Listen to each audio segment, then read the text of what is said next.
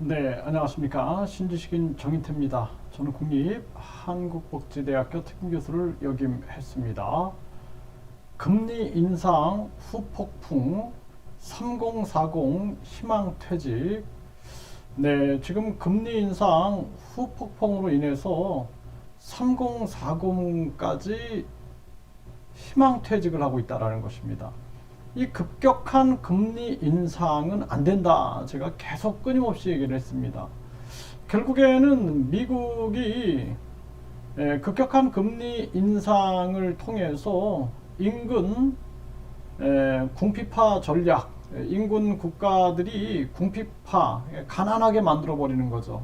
그러니까 자기들은 달러를 강달러를 만들어 가지고 이 기축통화 패권을 잡고 그리고 많은 세계 기업들을 미국으로 끌어당겨 가지고 자기들은 이 제조업을 미국에서 모든 걸 할 수 있게끔 만드는 그러한 전략, 메이드 인 아메리카 전략, 인플레이션 감축법 이런 식으로 해가지고 자기들 이익의 극대화를 하고 있는 그러한 모습입니다.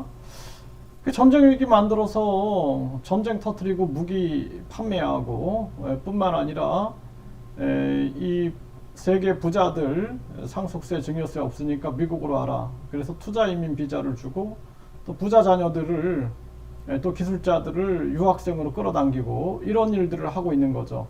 그러다 보니까 지금 금리 인상이 이것이 폭풍이 굉장히 심한 겁니다. 후폭풍이. 한국 같은 경우에는 사실상 일본이 마이너스 금리를 유지하고 있고 중국도 금리를 내리고 있는데 우리 한국 같은 경우에는 미국을 쫓아서 금리를 급격하게 올리면서 결국에는 기업도 무너지고 가게도 무너지고 지금 수출도 무너지고 다 무너지고 있는 거예요.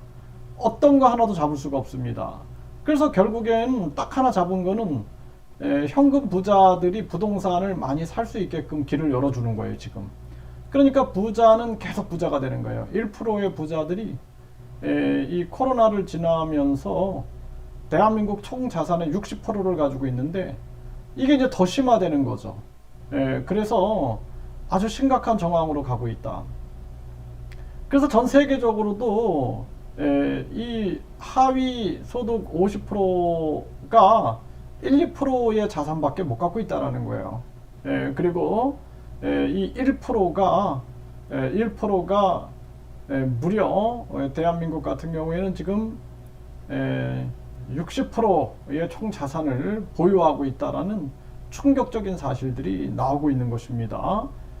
그래서 이러한 부분들이 지금 많은 사람들이 이렇게 대기업 또 중소기업도 희망퇴직, 3040 직장인도 공포에 떨고 있다라는 것입니다.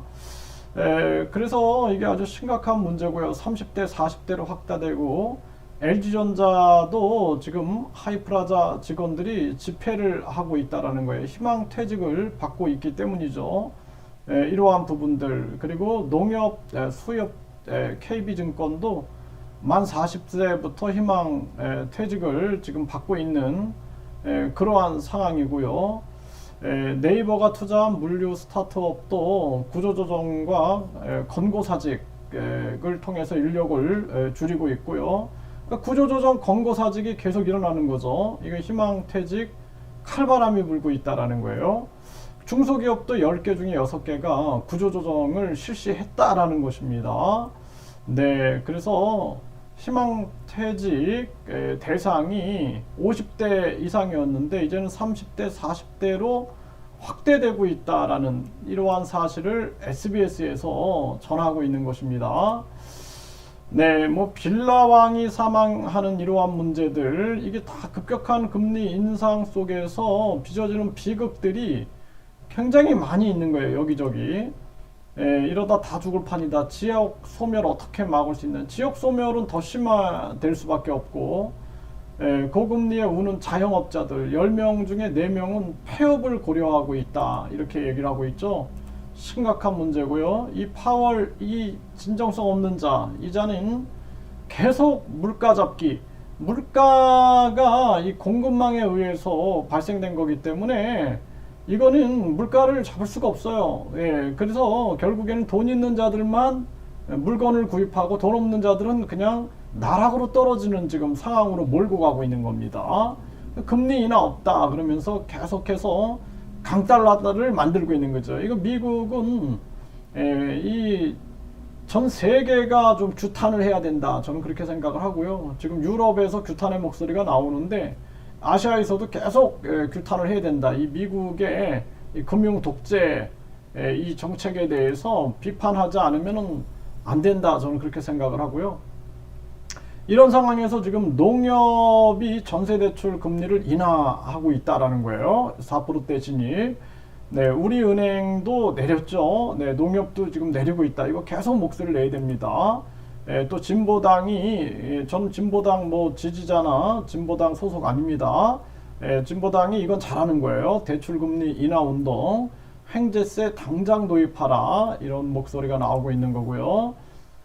시장 침체, 미분양 폭탄 우려, 건설사 줄도산 리스크가 계속 올라가고 있는 그러한 정황이고, 집값이 하락 더 센 놈이 온다. 미 입주 대란에 커지는 연쇄부도 공포가 일어나고 있는 정황이고, 네, 이 미국 연준에 대해서 금리 인상 부작용 고려하라고 계속 여기저기서 목소리가 나오는데도 듣지 않는 거죠. 네, 그리고 지금 이 종부세를 주택수 아닌 가격 기준으로 이렇게 하면은 다주택자가 특혜를 받게 되는 거죠. 그래서 이게 사실상 지금 정책이 이상하게 가고 있는 거예요. 1가구 1주택에 대해서는 종부세를 없애버리고 이 다주택 이 문제 이걸 잡아야 돼요. 그래서 이 집은 거주의 문제지 이걸 투자의 문제로 보면 안 됩니다. 지금 이상한 쪽으로 지금 나라가 흘러가고 있는 그러한 모습이에요. 네, 그래서 지금 35만 가구가 입주 폭탄이다. 내년 빈집 쇼크 온다. 이러한 부분들이 나오고 있는 겁니다. 그래서 이 다주택자들에게 특혜를 주는 법은 옳지 않다라는 거죠. 네, 그래서 지금 돌아가는 게 1가구 1주택이 이거를 이제 종합부동산세를 없애고 다주택을 하지 못하게끔 해야 됩니다. 그래야지 집값이 떨어지는데 이게 이제 다주택자의 특혜를 줘가지고 빈집이 많다 이런 식으로 해가지고 그렇게 되면은 나중에 또 이 문제가 또 생기는 거예요. 또 야당이 정권을 잡게 되면 또 다주택자 또 때려잡고 이런 식으로 해가지고 결국에는 국민들만 피해를 보게 되는 것입니다. 그래서 주택은 주거의 대상이지 투자의 대상이 아니다라는 것을 국민들이 깊이 인식을 해야 한다 이렇게 말씀을 드리고요. 참 안타까운 일입니다. 네, 이 지금 금리 인상 후 폭풍으로 인해서 3040이 희망퇴직을 하고 있는 권고사직되고 있는 이러한 정황이다. 참 안타깝습니다.